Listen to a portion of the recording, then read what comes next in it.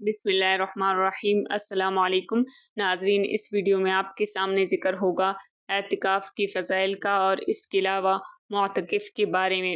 ناظرین، رسول اللہ صلی اللہ علیہ وسلم نے فرمایا، جو شخص اللہ کی رضا کے لیے ایک دن کا اعتکاف کرتا ہے تو اللہ تعالیٰ اس کے اور جہنم کے درمیان 3 خندقوں کو آڑ بنا دیں گے۔ ایک خندق کی مسافت آسمان اور زمین کے درمیانی مسافت سے بھی زیادہ چوڑی ہے۔ ایک حدیث میں رسول اللہ صلی اللہ علیہ وسلم نے فرمایا، اعتکاف کرنے والا گناہوں سے محفوظ رہتا ہے اور اس کی تمام نیکیاں اسی طرح لکھی جاتی رہتی ہے جیسے وہ ان کو خود کرتا رہا ہو۔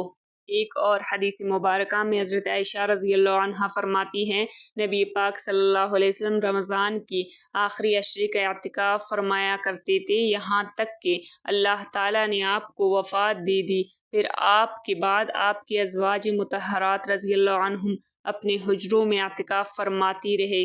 ناظرین، آخری عشرے کے اعتکاف میں جو اعتکاف سنت ہے وہ مکمل عشرے کا ہے، یعنی 20 رمضان کا دن گزر کر سورج غروب ہونے سے لے کر شوال کی رات شروع ہونے تک۔ اس لیے اعتکاف کرنے والے کو چاہیے کہ 20ویں روزے کو سورج غروب ہونے سے پہلے اعتکاف کی جگہ پہنچ جائے، تاکہ جب سورج غروب ہو تو وہ اپنی اعتکاف کی جگہ میں موجود ہو۔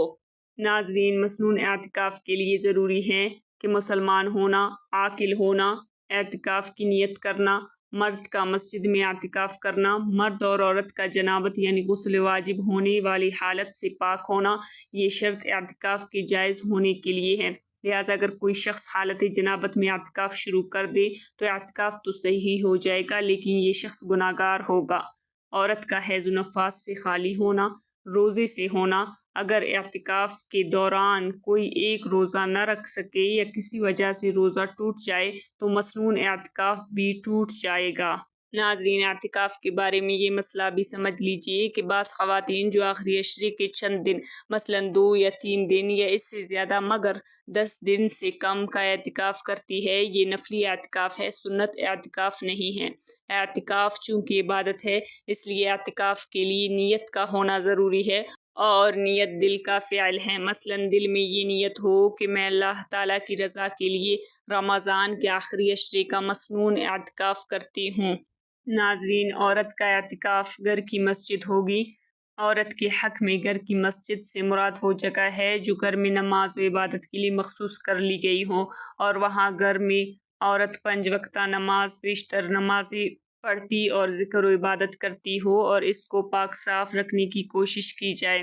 اگر کوئی جگہ نماز کے لیے خاص نہیں جہاں وہ عموماً نماز پڑھتی ہو، بلکہ کبھی کبھی نماز پڑھ لی اور کبھی کہیں اور پڑھ لیا، تو اس صورت میں اعتکاف میں بیٹھنے والے کو چاہیے کہ اعتکاف سے پہلے اپنی نماز کے لیے جگہ خاص کرے کہ نماز اسی جگہ ادا کرنی ہے، تو پھر وہ اس جگہ پر اعتکاف کے لیے بیٹھ جائے۔ اگر عورت نے نماز کے لیے کوئی جگہ تو مخصوص کر رکھی ہے لیکن اس جگہ اعتکاف کرنا مشکل ہے، تو ایسی صورت میں پہلے وہ اپنے نماز کے لیے کوئی ایسی جگہ منتخب کر لے جہاں وہ سہولت کے ساتھ اعتکاف کر سکے، پھر اس کے بعد وہ اسی جگہ اعتکاف کے لیے بیٹھ جائے۔